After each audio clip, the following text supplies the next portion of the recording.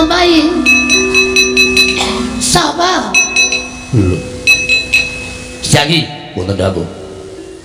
Rene wonten mriki mawon sampun ketinggal. Iki wae Senopatine. Inggih, nika Digdaya. Sapa Mas? Ya ampun. Ora tuwa wujude pink. Selamat Hari Valentine. Hari kasih sayang antara kau dan aku.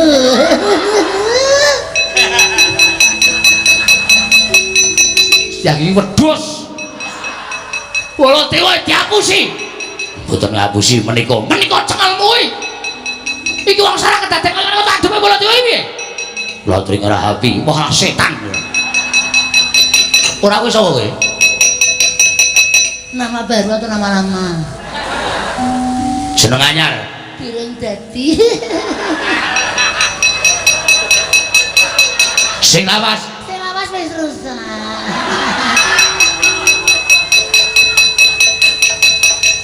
Jenengmu lemane mbokmu. Mbokku wis mati. Kowe mesti jeneng karo wong tuamu. Iya, Mas. Sapa jenenge? Dibyo Sahara. Wow, iki Sahara sing kerep metu nang streaming kae. Betul. Iki mesti Raden Gatotkaca. Ngawur. Ya ampun lali aku sek. Oh. Dapet deh. Iki Raden Antasena. Antasena cengal kuwi. Aduh, siapa ya? Aha, dapet deh. Kamu nggak akan bisa endah. Endah ngoprok ndasmu iki piye? Ora adem-adem kok Mas. Sapa aku? Pate Udawa. Wus. Sing tau ninggal KTP iki Pate Udawa. Mergo ora iso mbayar ninggal KTP jenenge Pate Udawa. Aku tutup Pate Udawa. Kowe nek sembrono karo aku tak gecek ndasmu utar. Aja sembrono. Iki nek ndroko ndak galak dhewe sak donya. Ora ana kuntulanan, ora ana usaha menang dhewe. Ya ampun, galak banget. Aku takut. Tahu, nggak mau, jangan galak-galak, nggak mau, aku kan culun. Setyaki, wonten dawuh, cengengesan. Monggo dipun rapi dasmu ya. Wis sampe nang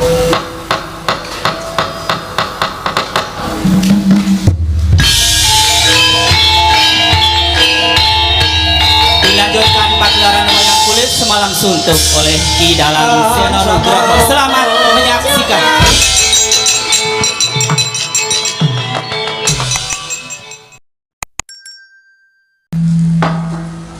Nimangsuk menawa dinuwih ana sasmintaning sun jagat wasisaning Bathara. Nun mangke Koko Prabu. Dereng sawetawis dangu rawuh paduka Kanjeng Koko Prabu jimat sembang kula. Koko Prabu pangayuman kula ing Mandura. Koko Prabu Baladewa. Sarawujeng andika Kanjeng Koko Prabu kepareng kula ngaturaken pasegan panakrami kunjuk sandhap padha paduka Kanjeng Koko Prabu jimat sesemban kula. Koko Prabu pangayuman kula ing Mandura. Jagat wasisaning Bathara wayah tur jagat Pati Indra Jaladewaku. Ya Yai. Tansah pinanganing kawidadaning ring sambikara sawaningipun Kakang ning Projing Ndrawati mangya widodane Skala. Durga mendhak kala sirna. Asung pambagini Kyai Prabu wis tak tumpah karya bombong birawaning penggalipun Kakang ora liwat. Pangestunipun Kakang tumrap marang sira Yai. Yai Prabu kadangku ing Ndrawati. Kawula nuwun Koko Prabu. Kula cancang pucaking weni dumawahing wijang urmaketing Werdaya. Saestu ndadosaken cahya nur cahya daging rakai juwanan. Mboten langkung kasekecakno anggen jengan dika lenggah. Koko Prabu ing Mandura. Koko Prabu Baladewa. Yai Prabu kadangku ing Ndrawati ya. Kaya wis ora kurang prayoga praptanipun Kakang ana ing Projing Dwaraka dina samengko iki. Yai Kresna. Menawit pasang kaliman tabil tidak beno iki lho dune dumawahing tawang tuwangwa. Nadyan ingkang putra ing parang Garuda pun samba kula ngaturaken sembah sumengkeping mabekti kula kunjuk sandhap padha paduka Kanjeng Prabu ing Mandura. Prabu sesembahan kula. anak lanang haning andita bocah sigit mursid iso mikul dhuwur mendem jero karo wong tuwa aja mung kandhek ning pangucap nanging kababaro dadi pakarti sombo anakku lanang ngaturke bekti kelawan wong atuwame Mandura wis tak tampa ora liwat pangestu ning wakmu Mandura tampan ana kulub kusuma kilat moko kula pundi nggo jimat paripe dayana ning kasantosan mboten langkung kacekecakno anggen jengandika lenggah wa Prabu ing Mandura ya sombo kaya suara kurang kepenak praptane wakmu Mandura ning Projeng Ndrawati dina samengko iki anakku sombo ing Paranggaruda nadyan ingkang rayi garpa ruji men Setyaki Ka Prabu kula ngaturaken sembah pangabekti kula kunjuk Sandapada Paduka Kanjeng Ka Prabu jimat sembahan kula Ka Prabu pengayoman kula ing Mandura Ka Prabu Baladewa Setyaki dak tampa atur bekti lawan pun Kakang ora liwat pangestunipun Kakang bae tampanono Setyaki lho pundi nggo jimat paripe dayan ing kasantosan mugi kasekecak wanggen jengandika lenggah Setyaki kaya usura kurang kepenak praptanipun Kakang ning Projeng Ndrawati nunamit pasang Kalimantan Bijinuwun dadan ingkang abdi pun Udawa kepareng kula ngaturaken sembah kula kunjuk pangabekti Sandapada Paduka Gusti kula sanata ing Mandura sinuwun Prabu Baladewa Kakang Pati Udawa nggih kasinggihan mekaten Kakang Udawa wonten timbalan sinuwun yen piranganing Nayaka Punggawa munggah Kyai Prabu Kresna atur bekti kelawan panjenengan ingsun tak tampa kanthi lega-legawaning ati nah yen to Kakang Pati Udawa atur bekti kelawan panjenengan ingsun sing gedhe pangapuramu aku ora bisa nampa pangabektine sarta sembahing Kakang Pati Udawa waduh sinuwun dosa kalpatan kula mapan wonten ing pundi upami kula nandhang kalpatan monggo kula aturi paring dawuh pidhendhan menapa ing badhe Paduka dawuhaken dhateng ingkang abdi pun dawa kula mboten badhe selak watun Gusti kula sanata kepareng ambah barana ingkang sejati kalepatanipun ingkang abdi mapan wonten ing pundi Kakang Udawa wonten timbalan aja kaduk ati kajroan menapa yektine ora luput lan sithik wae Kakang Udawa ora nandhang luput kelawan nata ing Mandura nanging elingi yen to nalika muda nalika taruna aku mapan ning Widara Kandhang dina lewentah dening wong atuwamu ya ki Bapa Sagopa ya ki wong tuaku sambungan inggih mekaten sinuwun malah aku nalika mapan ning Widara Kandhang akeh ngelmu-ngelmu ingkang sira paringake kelawan Baladewa ingkang migunani tumraping uriping Baladewa siji angka loro yen tredhi traju babakan umur antaraning yuswane Kakang Udawa kelawan umure Baladewa kuwi sepuh Kakang Udawa mula ora ana jamak lumrih ngatasé werda ngaturake bekti kelawan taruna malah kosok baline ora jeneng ilang-ilangke Baladewa wis dadi ratu negara Mandura nanging ora bakal wirang aku ora bakal isin ngaturake bekti kelawan Kakang Pati Udawa Kakang Udawa pangabektine Baladewa tampan ana nuwun pangapunten mboten silih pamireng ora lahir batin kula ngatur bekti lawan Kakang Pati Udawa waduh matur sembah nuwun sinuwun wela taala mboten nganyono-nyono tasih kelihatan anu tesih ketingal tiyang kula Kakang Udawa sore-sore kok wis nglece omongane nggih nyuwun pangapunten kula menika patih ingkang kula adepi menika pinten-pinten kawula wonten ingkang manjing dados kawula enggal wonten Garing Ndrawati lan menika sanes bangsa Ndrawati mula kedah ngrangkani kula nyuwun pangapunten sinuwun ya ora dadi ngopo malah kuwi luwih becik sebab Kakang Udawa kudu iso ngrangkani marang watak wantuning para kawula siji lan sijine mbuh saka ngendi asalmu lho bukane yen to wis ngiyop ning Projeng Ndrawati rengkuwen kaya dene kawula Ndrawati kawula nuwun mekaten diweji dipun prayogaken anggenipun lenggah ya Kakang Udawa kaya ora kurang prayoga praptaning Baladewa Koko Prabu andadosaken kagiat sotaning manahipun ingkang rayi Ndrawati krana rawuh paduka ingkang sengkan-sengkan datanpa pepoyan upami alit utusan gandhek sakembaran agengipun utusan Nayaka ing Mandura bilih likanggan mangke paduka badhe kepareng tedhak Prabu saestu kula nedya ngrakit pratamane obra ing langsing jong panunji kinarya methuk paduka Kanjeng Koko Prabu saha nyawisaken Hermawar kinarya miji yampian paduka Kanjeng Koko Prabu ing Mandura Koko Prabu Baladewa yayi kadangipun Kakang nadyan nembe kayosing pangandikan wae persasat kaya wis tumplak punjen sinundul puyuh embane kaya kejugrugan Wukir Sari kelepaning Samudra Madu nanging tata upacara ning kaprajaning mengkono mau ora sakrepe lamun sira bisungsungake kelawan pun Kakang Mandura sabab pendak-pendak pun Kakang Suwano ning Projeng Ndrawati pangrasaning pun Kakang tanpa beda kaya kundur marang Projeng Mandura semono uga yen ana mangsa kala ingkang mirunggan wanci ingkang wis tinentokake yayi sak kadang-kadang lan kula mangsa ing Ndrawati nedya tetinju marang Projeng Mandura ilang mojigo lawan Pakewu Durgama Sangga Runggi Mandura rengkuan tanpa beda kaya dene Ndrawati Koko Prabu kasinggihan mekaten ing mekaten daya-daya ingkang rayi cumadhong dawuh pangandika Paduka menggah menapa ta sababipun dene Paduka pareng tedhak wonten ing Projeng Ndrawati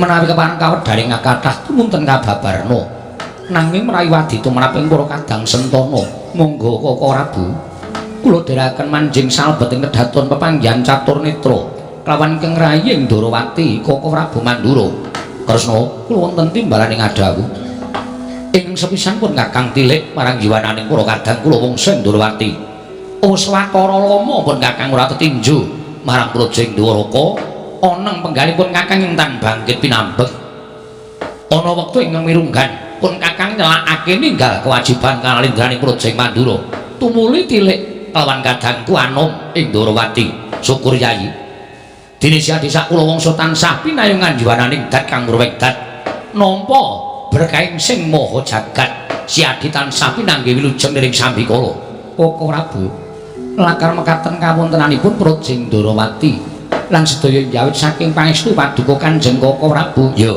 Yai Prabu Kresna pancen kaya mengkono dene dungkap angka loro sadurungipun Kakang mbabarake wigati ingkang sejati sowan marang Projeng Ndrawati pun Kakang ndak nyuntak marang gegembolaning rasaku wiwit pun Kakang mlebu ning tapel wates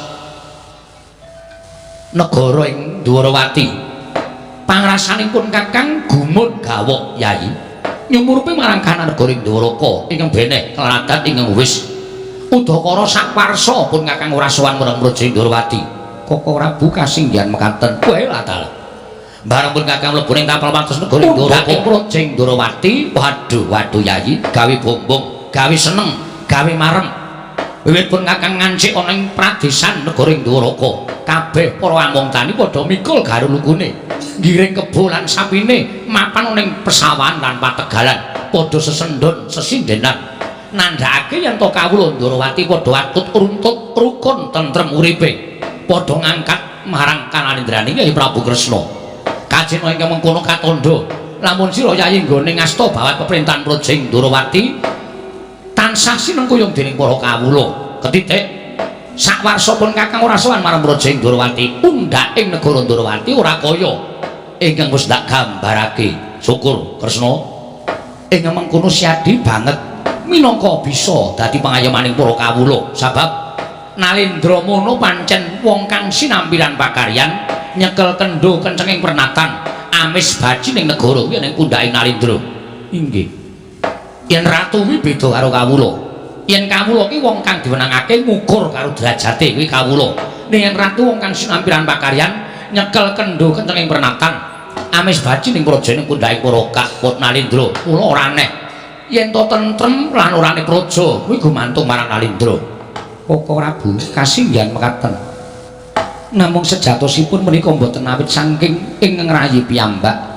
krana inggih saking para nayaka punggawa negari Ndrawati ingkang saestu tetep dhateng kewajibanipun mboten nate minglar dhateng dawing Nalindra sabab menapa Koko Prabu kasantosaning praja menika gumantung wonten tigang perkawis kasantosaning negara kuwi gumantung wonten perkara inggih apa wae Kresna setunggal nayaka kaping kalih setunggal Nalindra kaping kalih nayaka kaping tiganipun kawula menika kedah tetunggalan dados tunggal tegese tetunggalan dadi siji piye Nalindra menika kedah netepaken dhateng kabijaksananipun minangka dados Nalindra saha ndhawuhaken dhateng sangya para kawula lumantar nayaka wondene nayaka ing sampun nampi dawing Nalindra boten kenging nginggokaken utawi angirai saha ngluwihi dhateng dawing Nalindra menapa ing dipun dawuhaken kedah dipun ratakaken dhateng sagung para kawula dasih negari Ndrawati lumantar nayaka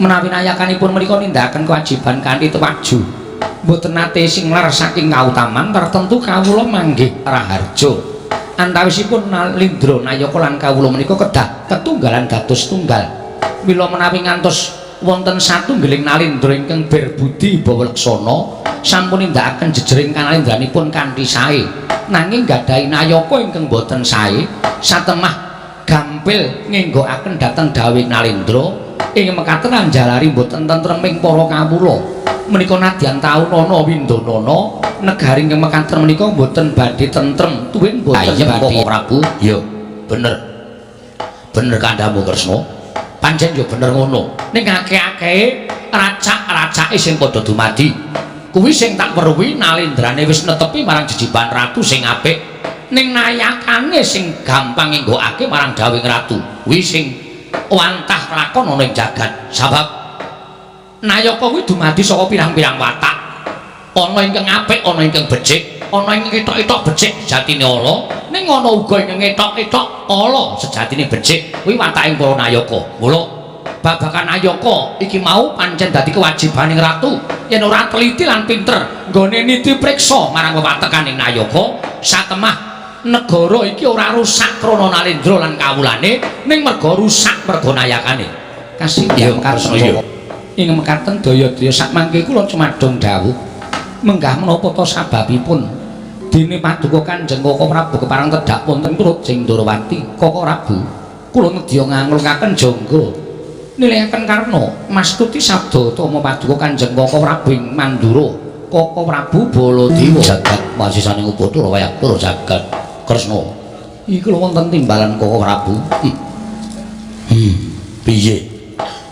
piye nggonku bakal miwiti nggonku bakal matur marang Srenggi Prabu Ndorowati apan ewa haya pangrasaning Baladewa nedya matur marang Srenggi Prabu nanjihke kalawan pekabaran ing sumebar warata jagat iki nganti keberbegen nganti pun Kakang Nandang Sasrawirat liripun ngados pundi dene paduka paring dawuh ing mekaten lho apa Yayi Prabu durung midhanget babakan menapa Koko Prabu Yayi para kawula padha rasanan pendak-pendak ana kekumplukan ning para kawula padha ngrasani kawan kadangmu ya kuwi Yayi Panengah ya kuwi Janaka Kresna nganti tekan talinganing pun Kakang mula pun Kakang daya-daya sowan marang Projing Ndorowati ing wigati nyatakake kabar iki mau pancen kepara nyata apa mung kandhet tekan pekabaran yen to pancen kepara nyata ateges Yayi Prabu lawan pun Kakang melu kesempyok ing aradan nanging yen to mung kandhet ana ing pangucap ora kababar marang kasunyatan syukur yen to kaya mengkono Koko Prabu lamang menika menapa dene paduka paring dawuh ing mekaten paduka paring dawuh badhe nyempyok dhateng sastra wirangipun ing Kraying Ndorowati Yayi apa pancen kepara nyata lan kabar iki mau pancen bener yen to adimu si Sembadra ya si Lara Ireng ya si Bratajaya ing nalika semana wis gerbine sepuh dina samengko wis nguwatake jabang bayi tegese jabang bayi ingkang kinandhut dening kadangku si Bratajaya ya Sembadra wis lair wis weruh padang hawa wis nyawang marang gelaring jagat lan seming rembulan ning ya emane apa pancen kepara nyata ombyake ngakeh padha nyebutake yen to anake Janaka ingkang patutan karo Sembadra mau metune ora wujud menungsa lumrah Koko Prabu mestinipun menawi ingkang lairaken menika tiyang medalipun inggih tiyang Gusti aja guyon sik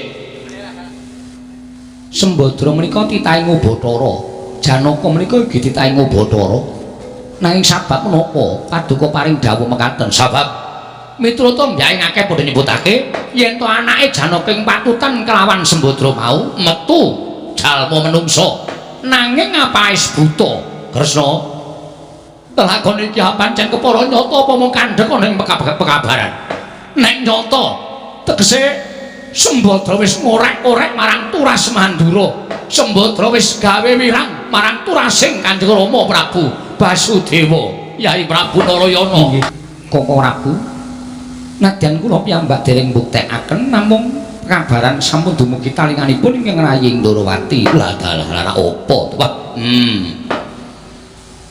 lah kok dadi kaya ngene lelakon ing Sembadra adiku wadon mula ta mula Kresna Kowe percaya ora karo Baladewa saiki? Yen kedadiane kaya ngene saiki aku tak takon karo kowe percaya ora karo aku? Nuwun sewu. Pitados babakan menapa?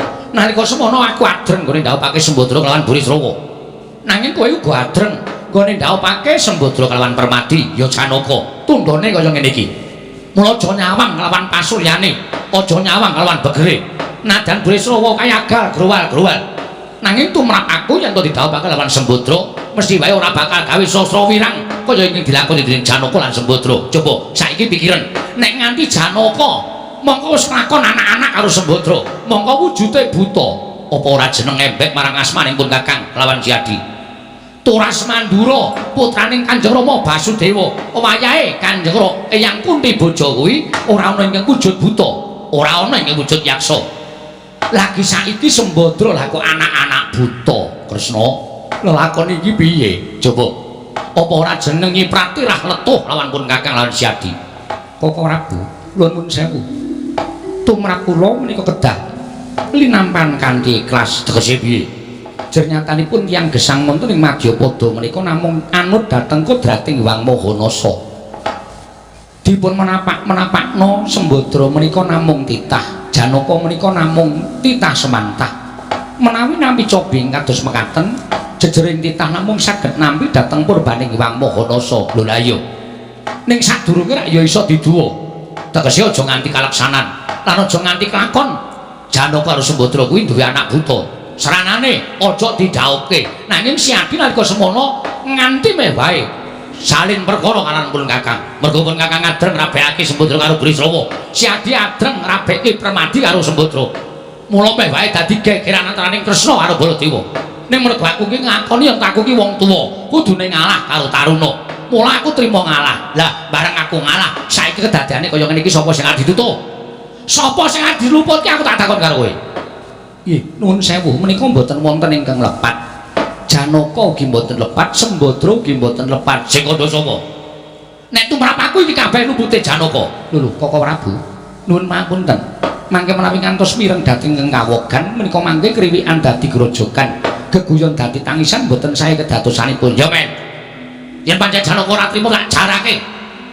Mergo Janaka sing dadi jalaran neteske wiji marang kandhutaning Sembadra. Nanging wijine wiji ala, wekasan ora aneh yen to dadi wujuding buta kaya ngono. Iki kabeh mau karmane Janaka, dudu kok lupute Sembadra. Iki karmane Janaka. Nuwun sewu, menapa Janaka menika nggadhahi kalepatan. Lupute ora krasa, ning dindhik digembol dening Janaka. Kowe ngerti dhewe. Janaka ki kulina nglarani atine wong wedok. Wong endi wae sing rumangsa ora dilarani atine Janaka. Janaka ki bagus ning kementhus, gedhe ndase. Dumeh bagus terus sapa-sapa arep dipek, sapa-sapa arep dipek. Mongko akeh sing ora diakoni karo Janaka. Mula dongane wong wedok-wedok sing lara atine kuwi nemahi karo si Janaka. Mula ora aneh nek Janaka duwe anak-anak buta. Kok ora Bu mbok sampun kados mekaten. Petangan paduka menika petanganipun lari alit. Kula nuwun sewu. Juna menika wayuh. Namung Janaka menika nindhingi dhateng wanita ingkang dipun wengku garwa dening kadang kula panengah. Koko Prabu, piyantun estri menika werni kalih. Werna loro piye? Piyantun estri menika wonten ingkang saged ngasoraken derajating Kyai Kakung, nanging ugi wonten ingkang saged nginggelaken derajatipun Kyai Kakung. Mila kedah saged nindhingi dhateng wewatekanipun wanita menika kala wau sampun ngantos namung dipun sawang blegering lair. Menawi namung dipun sawang blegeling lair menika mangke mboten sae kedatosanipun. Wah, ora usah dadak daki-daki nggon ngomong. Pokoke aku netepake yen to Janaka sing dadi sumbering perkara nganti si Sembadra nglairake jabang bayi wujud buta. Mula to mula. Sapa wonten maring dawuh apa? Kowe isih enom, kowe isih bagus. Aja gemagus, aja banjur sapa-sapa tok doli bagusmu. Pekasan kowe gandeng wong wadon pirang-pirang. Yen nganti kowe nglarani atine wong wadon, pandungane wong wadon kuwi mandi tak kandhani. Inggih, inggih. Aja nganti kowe sesuk rabi, mongko wong wis tau tate natoni atine wong wadon. Yen nganti wong wadon entuk tatoni atine mau padha ndonga bareng-bareng. Iso uga kowe sesuk duwe anak-anak wujuding kadal. Mergo saka pandungane wong wadon mau. Kok Prabu mbok sampun kados mekaten to. Duka inggih duka. Nanging nuwun sewu, sangga sampun dipun katut-katutaken. Menika lare dereng dungkap, lare dereng mangertos. Lho, aku kandhang-kandhang karo sapa? Aja nganti sapa ki nulak karo pamane. Ya kuwi Panengah Pandhawa. Setyaki ya ngono. Inggih. Istaken dawuh Prabu. Aja nganti siadi kulino nglarani atine wong. Mergo pandhengane wong kuwi mandi.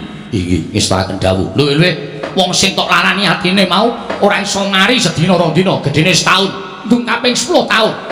Tatu mau yang dieling-eling bakal isih krasa lara, kuwi aja nganti. Inggih, istaken dawuh. Contone ya kakangmu Panengah kuwi mau. Janaka ki nek ndi mesti ana wong wadon. Anggere ditakoni kowe iki kok meneng wae mergo ngopo? Mergo meteng. Sing ngeteni sapa? Janaka. Lah, kuwi mesti pokale Janaka kaya ngono kuwi iki entuk dosane sing gawe jagat. Lumantar wong wadon-wadon sing padha ditakoni karo Janaka kuwi mau. Inggih. Nang ngaten sakmenika kula badhe nyuwun prisa. Menawi Kakang Prabu boten trimah kaliyan kadang kula Panengah, sakmenika Kakang Prabu badhe menapa? Monggo kula dombani.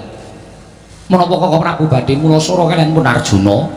Menapa Kakang Prabu badhe boten trimah kaliyan Janaka? Monggo kula dherekaken sowan utawi rawuh wonten ing Madukara, samangke Paduka paring dawuh kata-kata dhateng pun Janaka. Sampun ngantos wonten mriki. Mriki menika sanes papanipun Arjuna, mriki menika negarinipun ingkang rahipun Kresna. Menawi panjenengan duka-duka wonten mriki menika mboten wonten paedahipun lan mboten wonten ginanipun. Menawi badhe duka wonten Madukara, monggo kula dherekaken. Ugi aku ki mung nyuntak marang gegembolaning rasaku. Inggih, kula ngertos. Namung menawi ngantos kathah para nayaka punggawa ingkang sami midhangetaken tumunten gadhahi pemanggi sanes kan Paduka Kanjeng Prabu. Tegesipun Paduka Prabu menika mboten saged ngreksa dhateng kanalendran Paduka piyambak. Ngono Kresna. Inggih. Ya ning aku kok isih kaya ora trima. Rasaku kok ora trima nek sembatra anak-anak buta iki rasaku ora tentrem. Rasaku kaya ora trima. Kakang Prabu. Menawi sak mangke pendika Paduka kados mekaten estunipun kula ugi tasih mboten ku mandel kapitadosan kula. Lire piye? Menawi Arjuna saestu nggadahi putra ingkang wujud yaksa kados mekaten, malah dinten sak mangke ingkang raya anggenipun ngawontenan pasewakan menika nembe tata-tata bidal lumarep dhateng kasatyan Madukara. Nanjihaken dhateng kawontenanipun kadang kula Panengah inggih menika pun Janaka. Menapa kabar menika kala wau kababar dados kasunyatan menapa namung kandhek wonten ing kabaran menika kedah dipun nyatakaken Kakang Prabu Mandura. Sigra-sigra yen permana kanca sigra rakin nawang sesangka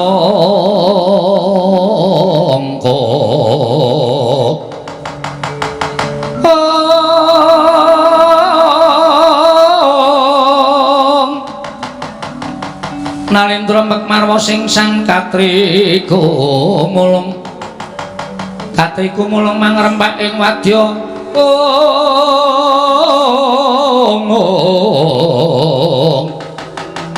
Purda kurore kagiri-giri Ronanggono magawe gelarira wang-wang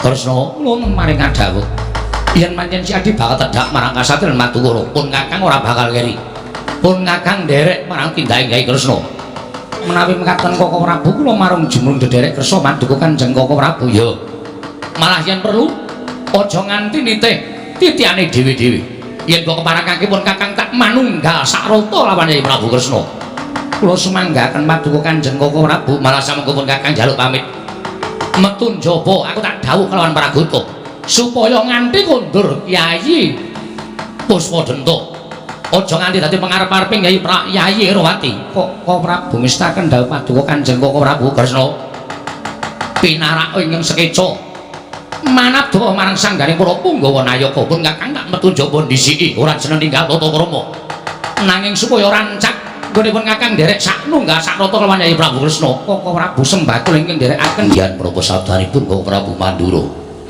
bilih Kakang Mas Panengah Kakang Mas Arjuna samangke sampun kagungan putra nanging elokipun mijil yaksa Setyaki apan kaya mengkono kabar ingkang ndak tampa nanging pun Kakang durung nyatakake marang kasatyan Madukara jagat dua padu Bos saged mekaten lambanipun Setyaki kridhaning atitanku wawa bedah kutaning pasti budidayaning menungso kan bisa ngungkuli garising kawasa inggih mekaten anu menika werdinipun menapa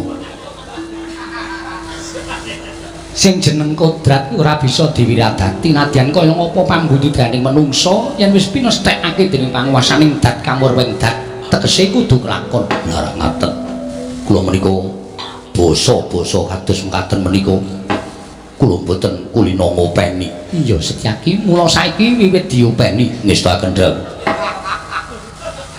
mula leres Raden Janaka kagungan putra nanging mijil yaksa sinuwun bener Kakang Udawa astagfirullah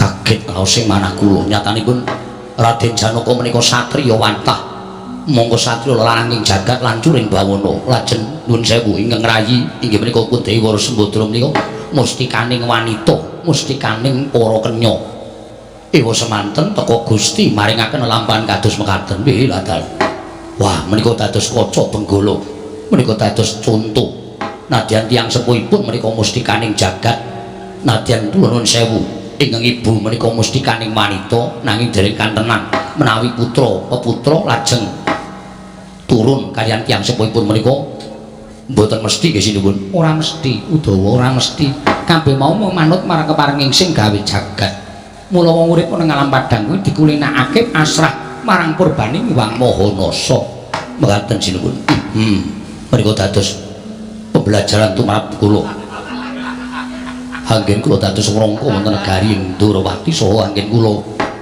sakmangke ngrangkani dhateng sagung para kawula malah sakmangke dados menapa metode anggen kula badhe ngaturaken sedaya menika dhateng para kawula dasih sak negari Ndorowati Kakang Udawa wonten timbalan ora ngono lek gawe basa wiwit kapan kula menika manut umbyaing jaman Yai Mas jamanipun sampun kados mekaten kedah nderek dhateng umbyaing jaman menawi boten wah kula ketinggalan kula menika patih ingkang boten ngertos dhateng indaking kawontenanipun jagat yo ning nganggo sesa-sesa iki ngadhep Nalindra ora sak kepenakmu dhewe Samba kula wonten timbalan budana kang padha sepa lho sinuwun kok mboten kula Samba wae ingkang ndaturake mbudalake Prawadyabala merga ingsun wis ora ngerti apa kang dadi aturmu Samba kula wonten timbalan budana kang padha sepa ingsun kundur kedaton Udawa wonten timbalan cawisna titian ingsun medya budal marang kasatria ing Madukara nunggal sarata lawan Koko Prabu Mandura Setyaki wonten timbalan cawisna titian ingsun napa ngestaken dawuh sarengan kaliyan Kakang Pati Udawa kaya wis ora ana dawuh maneh Dimas Wresniwira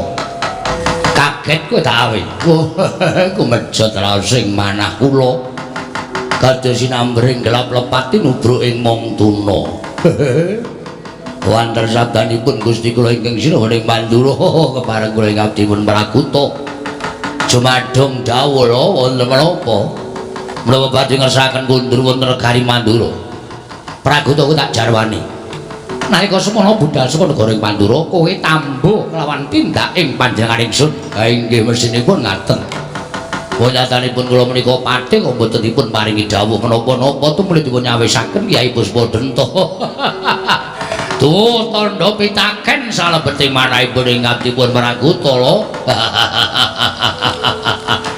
malah samangke badhe kepareng paring dawuh sinuwun wonten menapa Prakuta kowe tak jarwani praptaning Baladewa negara Ndorowati nggonku sowan marang Sang Prabu Kresna sayekti mung bakal nyocokake pekabaran ingkang wis warata saindenging jagat nganti kebrebeken marang ngumandange lelakone adiku lanang panengah Pandhawa kuwi si Janaka lho wonten menapa tak jarwani aja kaget nggih adiku ora Sembadra dina samengko wis babaran oh syukur nderek mangayu bagya sekedhi jumuru dene Gusti Ayuwara Sembadra sampun kepareng babar atmaja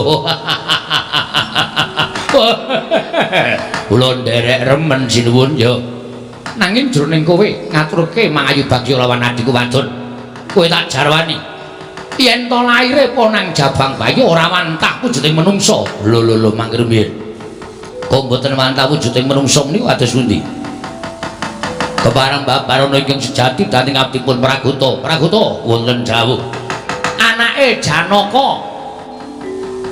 kelawan para Sembadra mau ora wujud manungsa lumrah tegese laire wujud buta lho wah cangkeme wis domonge aja kaget kok bengok banter banget ora lha niku nek kaget ngoten niku lho lah kok lair buta ya pancen mengkono wah la edan wah lah menapa ingkang ngrayi Raden Janaka menika nuwun sewu dadah gadahi karma ingkang dereng dipun saur kawitene derepun lunasi ngantos ngempet dhateng lairing jabang bayi wis ngrasakaken gunung tanpa guna Prakuta wonten dawuh Kyai Puspa Denta kanthi kondur marang Projeng Mandura wondene jeneng ingsun bakal nunggal sakrata kalawan Yai Prabu Ndrawati prapta ning Madukara yen ana pandhangan saka Yayi Rawati Madura yen to panjenengan ingsun budal utawa sowan marang kasatyan Madukara oh inggih ngestaken dawuh lah menapa kula mboten dipun kanthi wis ora sah kowe bali oh inggih ngestaken dawuh mulai telu mengkaten lajeng pangkatipun ing abdi kepatihan bincang menapa ora ketang sambung ngobor telu lintang mulya mangkat dina iki lho niki ngestaken pamit matal pasilan sing ati-ati kaya bocah cilik Praguta matur marang Bendara Merawati ento unduring Nata Mandura sesuk yen wis rampung perkarane oh inggih ngestaken dawuh Toko aja kaget ndak caketake nggonmu sowan Nabyantara ana ing ngarsaku kok Gusti Patih ya kejut raos sing manah kula dene sampeyan dalem Gusti Patih nimbali dhateng abdipun Toko kalih bilung monggo kula menika abdi papan kula menika wonten wingking Toko wonten timbalan ana bab wigati ingkang bakal ndak takokake marang kowe kok ngalingi negara ing Guwa Sela Mangleng ingkang sawetara wektu tininggal dening Kanjeng Sinuwun Prabu Kalamardewa malah bareng tak dipriksa Sinuwun Prabu Kalamardewa ora jengkar ijen klebur adine wadon ya kuwi Gusti Ayu Kalamardewi uga jengkar saka negara ing Guwa Sela Mangleng Toko wonten dawuh jengkaring ingkang sinuwun kelawan Gusti Ayu Dewi tuwa tandha pitakon jroning atiku kok janjane ana lelakon apa sing tumanduk ana ing negara ing Guwa Sela Mangleng teka dadi kaya ngene kahanane apa ora mesakake mring sagung para kawula negara ing Guwa Sela Mangleng ing sawetara wektu ora entuk pepayunging Sang Prabu Kalamardewa Toko kowe ingkang caket karo ingkang sinuwun maragake prasaja sejatine ana lakon apa ingkang tumandu marang Projeng Guwa Sela Mangleng yung piye lho wis prasaja wae ora usah dadak mbok tutup-tutupi ana tetembungan sak pinter-pintere ndelekke bathang kuwi bakale mambu sak pinter-pintere bajing melumpat kuwi bakale tiba jua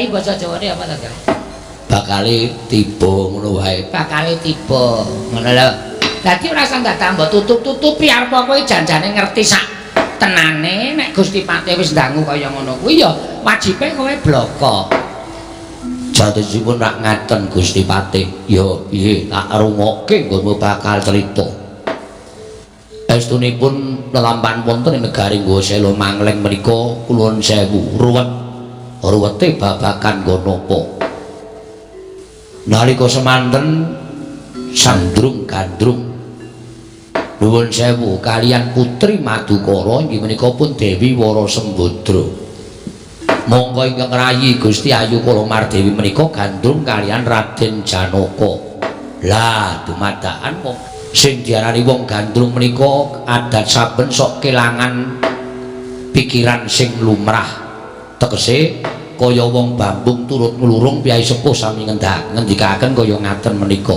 ya sing kakung gandrung karo piyai putri sing putri gandrung karo piyai kakung mongko sami muta tuli tegesipun wis ora weruh blegere sapa menika pendak-pendak digandrung kaya wong edan turun dalan.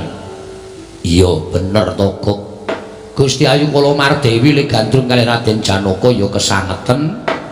Prabu Kulamardewa le gandrung kali Dewi Warasembadra ya kesangeten. Monggo isining negara menika ming piyai loro. Mboten wonten tunggalipun. Nadyan menika Kakang Adi sing ngregani praja. Nek ing piyai loro praja sing sepi kaya ngeten iki jroning sepi anane mung lali. Jroning lali ilang tabeting Kakang karo Adi nuwun sewu. Mbok menawi lho menika Sang Prabu Kulamardewa nalika semanten boten nyawang ingkang rayi merga gandrung kali Dewi Warasembadra. Dewi Kulamardewi ora nyawang kakangne lanang merga gandrung karo Raden Janaka kekalihipun carem campur saresmi. Lho. Apa ngono, Gok? Nek ra utawa upama sebabe apa kula saged matur ngaten teng kraton Guwasela Mangling niku mboten wonten wong lanang liya kejaba Prabu Kulamardewa. Lah kok Dewi Kulamardewi nggerbini mongko Sang Gusti Ayu Kulamardewi menika mboten nate medal saking kraton sinten ingkang berbuat. Kejawi namung Sang Prabu Kulamardewa bareng padha leling getun geduwung getun wis ora ana gunane merga wis kelakon ngibarate kaya dene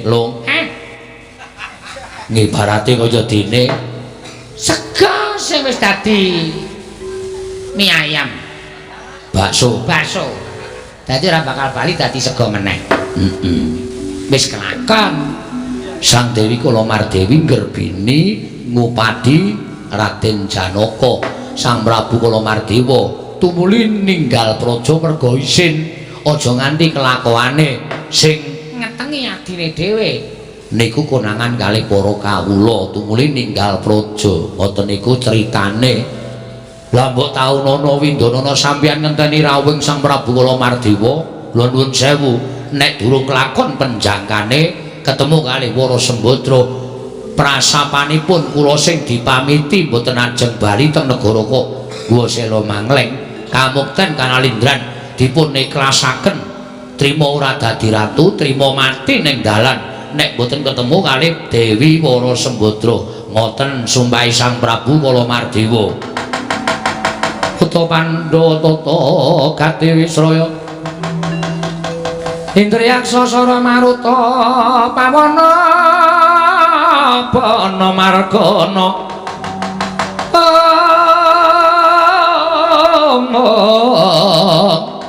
Samirana lan warayang wisikan magulingan limo. Oh latala wola lah kok dadi kaya ngono kananing Sinun Prabu Kulamardewa. Lah nggih Togok wonten dawuh apa wong gandrung kuwi abote kaya ngono. Wah mboten sampean ora sampean niku patih durung mengku garwa mula ya ora iso ngrasake wong gandrung. Nek pun seneng karo wong niku rasane kaya lali. Tagak niku jaman seneng karo Mbak Yu. Bojone Tagak niku wah ngilani. Dek turu kare kula wae kaos kula dicopot kok. Pulang kemulung. Sadurunge tok jupuk sarungku aku wis tanggap sasmita. Tak gugah ora tak gugah tenan. Biliat. Ayo. Biliat dengkulmu mlocot ora. Togok wonten dawuh. Ning kepiyekno negara Guwasela Mangling kuwi butuh Sinuwun Prabu Kulamardewa. Kemareng Paduka, aku ingkang bakal ngupaya menyang dilenggahing Sang Prabu Kulamardewa. Bakal tak aturi kondur marang praja ing Guwasela Mangling. Aja nganti pating slebar para kawula merga ora ana tutus utawa tali ingkang dadi nyawijekake para kawula sak negara ing Guwasela Mangling. Menawi kersa panjenengan kados mekaten kula kantun nderek. Monggo kersanipun Gusti Patih jer panjenengan menika piantun nomor kalih wonten ing negari Guwasela Mangling. Sapangeripun Prabu Kulamardewa ingkang menang murba masisa dhateng mobah ing kawula lan dawuh dhateng para nayaka punggawa iki namung panjenengan Wadyabala negara ing Guwasela Mangling klumpukake krit lampit brungkat kimbul disebar ngalor ngidul ngetan lan ulun Sapa ing ketemu karo Sinuwun Prabu Kala Mardewa diaturi kundur marang apa dene kowe ngawi sanggaring para wadyabala toko kene ngopo? Ngawi sanggaring para wadyabala toko kage matur ning apa? Sedaya para punggawa sentana negari nggawa sira mangleng. Kula minangka badal wakilipun Sinuwun utawi Patih Kala Pragangsa panjenengan kasedayanipun supados tindak pacak pabarisan ngupadi wonten pundi lenggahipun Sinuwun Prabu Kala Mardewa inggihipun linggar negari nggawa sira mangleng. Lho, apa Sinuwun durung kondur? Wola mbok taunana windanana Sinuwun Prabu mboten badhe kondur mila panjenengan kadhewan supados ngupaya wonten pundi lenggahipun Sinuwun Prabu Kala Mardewa. Pundi anggenipun pinanggih dipun aturi kondur supados madheg minangka pengayomanipun kawula sak negari nggawa sira mangleng. Ngono to kok nggih. Ngono to kok sinten ingkang saged manggihaken Sinuwun Prabu Kala Mardewa badhe pikantuk ganjaran saking Gusti Patih Kala Pragangsa. Walah dalah. Yen to pancen kaya mengkono to kok ora bakal wegah nggone padha pacak baris. Ngupadi wonten pundi lenggahe Sinuwun Prabu Kala Mardewa ya toko aku bakal ngupaya. Ya toko aku bakal munggaya. Menawi sampun sami prisa lampahipun utawi tindakipun pacak baris dipun ketapaken para wadyabala. Sedaya wadyabala raseksa kedadipun budhalaken samapta ing gati sawega ing diri. Nyameptakaken bokor wadah getih, keranjang wadah balung, kalian piring wadah cuk. Sapa? Sopir-sopir? Oh iya. Mripeni wong turu seneng kene. Kene lagi makler kono koah. Wah dengkule mlocot ya. Ya pancen kaya mengkono. Mila ampun sampun ngantos kedangun dipun bidhalaken dinten menika ya ayo para kanca budal sajuru-juru iki monggo Gusti tumenggung. Yayat bringos sing nguler geni tumpange kuping kiwa tengen. Mripate mandeng tanpa kedhip. Aja mati tanpa arak. Kowe dhisik aku wadyabala saka ngendi? Rantak-rantak lakune bakal nasak tapal wates negara Indrawati. Lek nomripatmu gatena gobokmu. Prajurit saka negara ing Gowa Sela Mangleng. Aku tumenggung Panigas Jangga, tumenggung Panigas Jangga dasar Puranyata sapa kowe? Senopati Ndrawati. Satru ing garpu Raden Setyaki, Raden Setyaki, Singa Mulangjaya, Singa Mulangjaya. Bima Kunring, Tambak Yuda, Yuyudana. Wedan jenenge pirang-pirang. Ora usah dadak mati tanpa ana gaging aku. Wigatine apa? Iki ora sabarang wong ngerti apa wigatine lakune prajurit saka Gowa Sela Mangleng. Mula ora usah dadak kowe takon wigatine. Ayo semingkir. Dalan iki tak nggo liwat. Gelem nyimpang ora gelem tak babati gamanmu tak gulungi genderamu. Lho. Nantang perkara karo wong Gowa Sela Mangleng ora sandadanku bakal nekuk penjalin apa ora. Ora golek dalan nyangkal putung aja nglakon dosa. Ana mung karyaran wani karo sing nawedeni awam. Ora minggat warwa kebak dadamu ning marganing patimu Singalena prapteng lalis Panigas.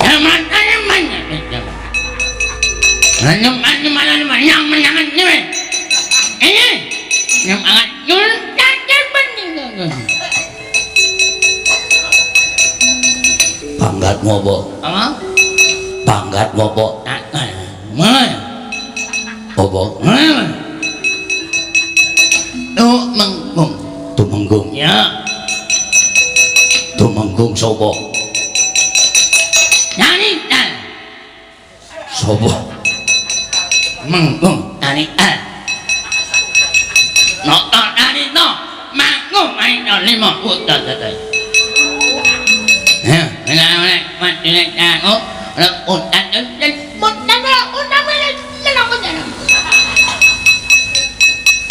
Kowe omong apa? Lho. Aku ngomong enak to. Apa? Enak to. Aku mumet mungsuh kowe. Omonganmu ora teton. Nyane. Apa? Tulis. Aku ora paham. Nenek.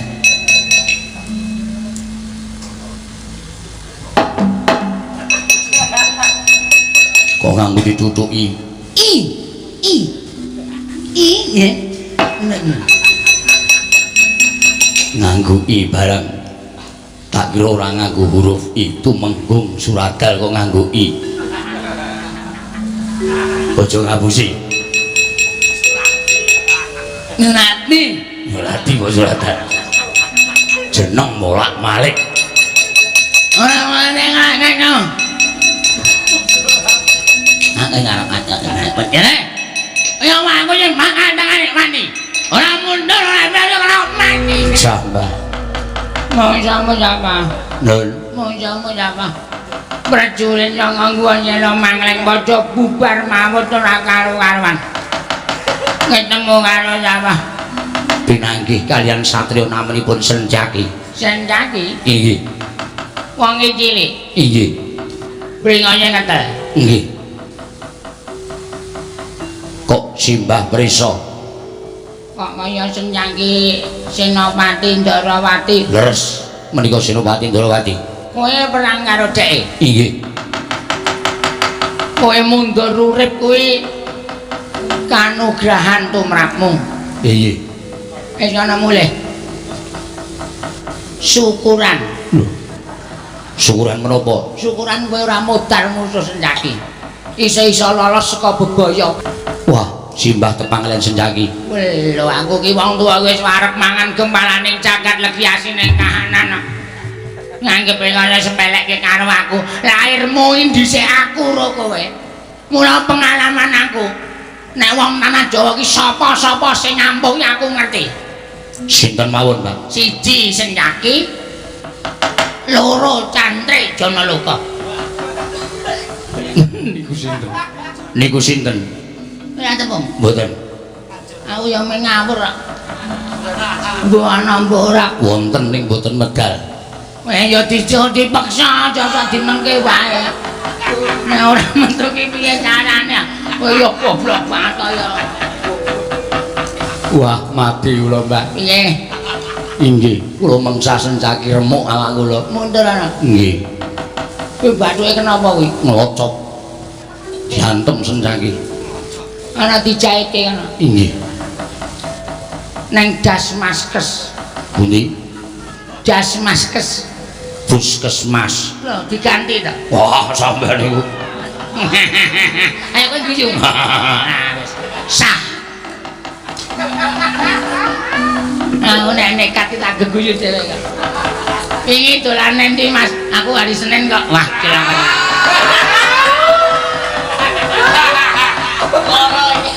Ngarang kok ngawur. Nek ra tandek iso nyerke pasaranku.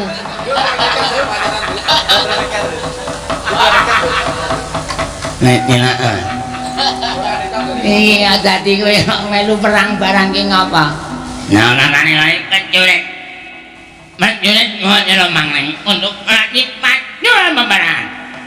Selasa nyengko-nyengko. Ngalah to kowe? Mengeknuripun kula kawon. Ning asih semangat. Semangat mundur saking peperangan. Sekarang kayak minggat. Apa mengarep mundur saka perangane kok semangate ngondro-ndro. Ngono ning bener. Wis lalu kok.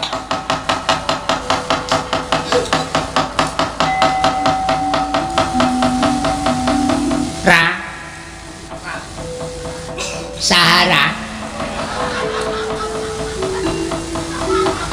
Kula wonten dawuh, Mbah. Wis mari telemu lara. Sampun. Maju ora kowe? Maju teng pundi, Mbah? Maju perang. Allah ya ampun, nyane kok perang iki mbok ya ngaso. Ngaso sare sesuk nyambut makarya. Nyambut makarya dengkulmu mladet. Maju ora maju tak tinggal lunga lho. Maju, Mbak, maju. Manang mundur didandosi menika. Iya. Wah, lha kowe ya saya lemu suwe ora ditokke. Nggih, Mbak. Jendel. Jendel nggih Mas. Mboten sias medal jendel. Heeh. Maju mungsuh wong Darawati. Mungsuhe sinten namine kula golekane, Mbah. Wis suwe ora mungsuh menungso, rasane kaya ngremet-ngremet to. Wong kang tanpa dosa. Kula niku ora sirah sampeyan kaya ngremet to, Mbah. Piye bro sirahku ini seneng ta kowe? Ya ampun, kincling. Kincling dengkulmu mlacat ora. Maju ana. Rambung ana sencaki. Amo Suramarata Jaya dimeja. Jaya Marata imbangan pada yang ingin ku teriak. Wis ngono wis perang terus nyanyi. Siap, Mbah, siap. Asik ngerum ya, Mbah. Sak wae. Engko nek nganti kowe iso menang perang kowe tak jak ning Bandungan. Ya ampun. Asik menyenangkan. Tak rampungane babar pisan konangan Sahara. Kuru awakmu kowe. Ki wong brengos kok nutupi cangkem. Ketelera jamak-jamak ya ampun mbok dikethok den apa ora. Nek mami upane ora cemandhe ning brengos piye. Sapa iki? Tepungke, Tumenggung. Tumenggung sapa?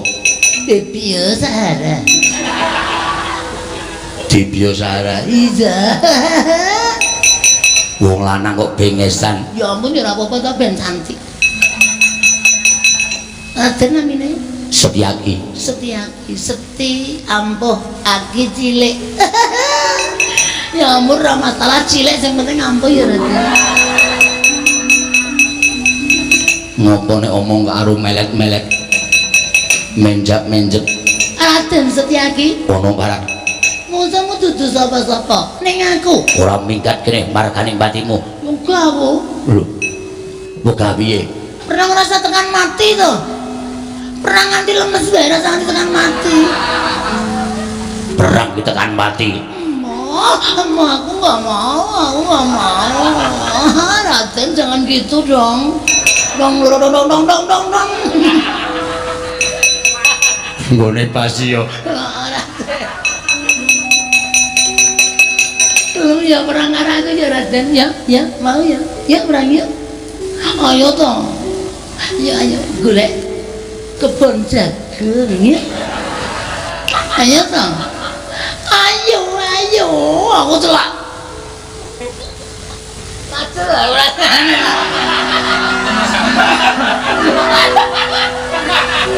langsung apa yang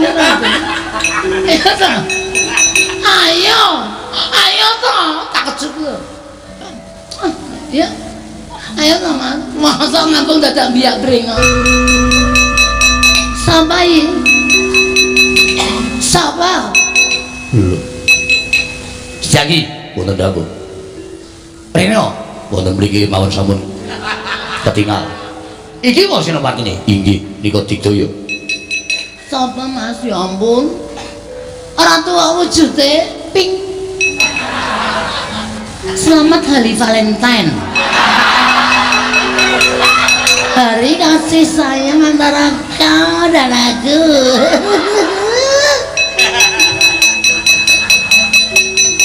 yang ini wedhus wala dewa diapusi mboten ngapusi menika cengelmu iki wong sarang kedadekan kok tak dewe wala dewa piye kula tring rahapi wah setan ora kowe sapa kowe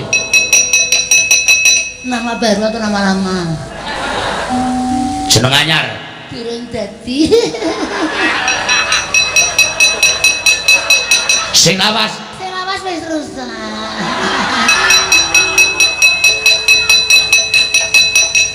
jenengmu le meneh mbokmu mbokku wis mati kowe mesti jeneng karo wong tuamu iya mas sapa jenenge Debio Sahara wow iki Sahara sing kerep metu ning streaming kae betul iki mesti Raden Gatotkaca ngawur ya ampun lali aku sek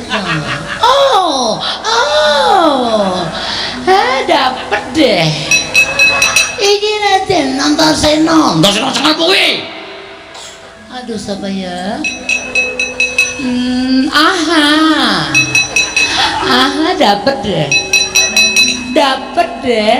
kamu gak akan bisa indah ngoprok ndasmu iki piye? Ora adem-adem kok Mas. Sapa aku? Pate Udawa. Us. Sing tau ninggal KTP iki Pate Udawa. Perkara iso mbayar ninggal KTP jenenge Pate Udawa. Aku tutup Pate Udawa. Kok nek sembrono karo aku tak gecek ndasmu muter. Aja sembrono. Iki nalih Joko ndang galak desa donya. Ora ana kontolanan, ora aku sampeyan aku dhek. Ya ampun, galak banget ta. Aku takut.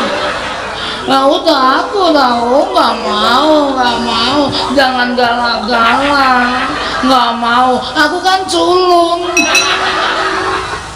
Setyaki, wonten dawuh, cengengesan. Monggo dipun rapi ndasmu ya dhewe. Kowe bali ora kowe? Bali ora kowe? Bali wae kok Mas lagi jam 2, masa ya bali ya ora ono angkutan Mas ya. Nunggu ra ketang 1 loro entuk gaburan Mas. Bali ora? Ya sapa sih asmane? Baladewa. Wedan. Kaya grup dangdut. Hus. Grup dangdut sing nyanyi Ajeng Wirari.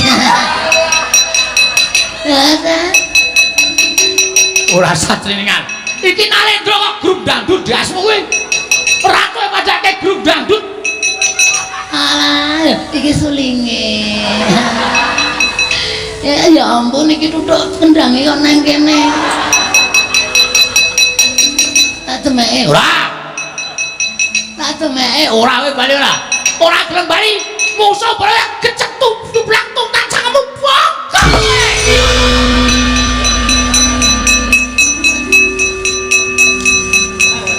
Innalillahi wa inna ilaihi. Cek urip bos. Waduh. Ngopeni meneh. Ngopeni wong kucluk ngene. Ngrekoso. Ya ampun ketemu karo grup dangdut, Mbak. Grup dangdut sing nang Yogyakarta lho sing kondang. Orgas Melayu Baladewa. Galak setengah mati, ya ampun koplone tuk. Kowe dikoplo to diajar tentang. Aksesorisku tiba kabeh, Mbak. Peniti. Dres. Kabeh gogrok kabeh, ya ampun. Kalau kon jero suwek, Mbak. Ya tambali. Suwek kok diomongke. Kowe larang lho, Mbak. Merke Apollo. Apollo iki diomongke. Prajurit golek dalan mekuk penjara. Utama ngambar arum sang kusuma.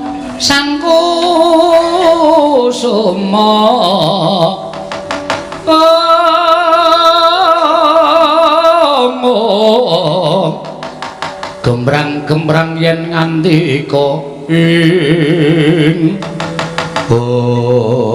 sedhe selikur dina Burisrawa wonten dawuh Eyang Bathari ngerti anggonmu nglakoni tapa iki mau karya geger dandang mangure sangyaning para baju barat padha nungsang kuyang numbuk bentus playune merga ora kuwawa nampa gara-gara ingkang tuwuh saka kasutapanmu ya nggir nyuwun pangapunten ana apa kula ana apa dene kowe nglakoni tapa mula kangen pancen kowe duwe panjangka matur marang eyangmu ing dandang mangure nggih ayo sejatosipun namung nuruti dhateng drenging manah kula wiwit kula boten kasempatan jauh kaliyan pun Kakang Mbok Wala Sembadra manah kula menika boten saged uncat saking wayanganipun Kakang Mbok Wala Sembadra ngantos kula kene dinten sak mangke kadidire tiyang ingkang bingung bingleng kenganglangan menapa ingkang kula sawang kados salin wujud dados kakang mbok loro ireng menapa sing kula grayang kaya ilang wujude dadi mbok mbodro. Eyang Batari kepasang yujo katuju ingin dene jengandika rawuh mugi paduka saged anambani dhateng liwunging manahku langit kula kepengin pinanggih kaliyan mbok mbodro Eyang Batari. Burisrawa wonten dawuh ora bakal becik kedadiane Burisrawa. Bocah ora ketemu karo Mbok Simo mboten ajeng iman dhateng gesang kula mboten ajeng iman dhateng kawontenan kula mesti kulentaraning pati tinimbang ora ketemu karo Mbok Bodro anggur boyo tekaning pati malah ajeng kula lampahi Wandya Batari. Aku melas lawan kahananmu yo nggih. Mula wektu dina iki tak paringi dalan. Kowe mlaku urut dalan iki bener, aja menggok. Aja tumoleh. Kowe mengko bakal ketemu karo Rara Sembadra ning aku njaluk karo kowe kira-kira kowe iso ngestake dawuhe eyangmu apa ora? Napa? Nek wis ketemu cukup nyawang wae ya Burisrawa. Lah nggih kula nyawang wis trima nyawang karo mbayang. Wah, wis trima wae sing pripun-pripun. Tenan? Iya, estu. Yen pancen tenan gage mangkato. Nek nganti kowe wani grayang, kowe wani nyengkul karo Rara Sembadra, kowe nerak pacak, ngrajang waring eyangmu ing dandang mangure. Yen ana apa-apa sangganan dhewe Burisrawa, nyuwun pamit matur nuwun. Proteng ana ing tengahing alas. Bareng tak osak asik jroning alas. Lah dalah. Lah dalah. Oh, matur nuwun dewa, matur nuwun. Dene panjenenganipun para dewa sampun mireng dhateng musik ing manah kula. Yen ora kleru iki Rara Sembadra. Kowe nglakoni semedi ana ing tengahing alas. Ora melu marang tekaning Kalamardiwa. Iki kalodhangan sing ora bakal tak singkirake. Kowe jejering wong wadon nadyan kowe lagi wewek waja tegese kowe lagi nggerbini. Ewadene ora nyuda karo kaswistianing warnamu persasat widodari Jawanta. Paribasane kowe kepanjangan rikma keribetan nyamping Sembadra. Kowe lagi topo kowe ora ngerti. Selak ora kuat ngampah marang hardaning nepsu ingkang persasat wis ngobong kelawan awakku. Oh, ayo kita cengkah. Bareng aku arep jangkah karo Sembadra lah kok klepat sipat kuping ning bantere kaya ngapa wong kowe kabotan meteng. Kowe lagi meteng. Ngati-ati Sembadra le mlayu aja nganti krungkep ndak bocahe ora apik. Kowe becik mlaku wae tak tututi. Ayo kowe.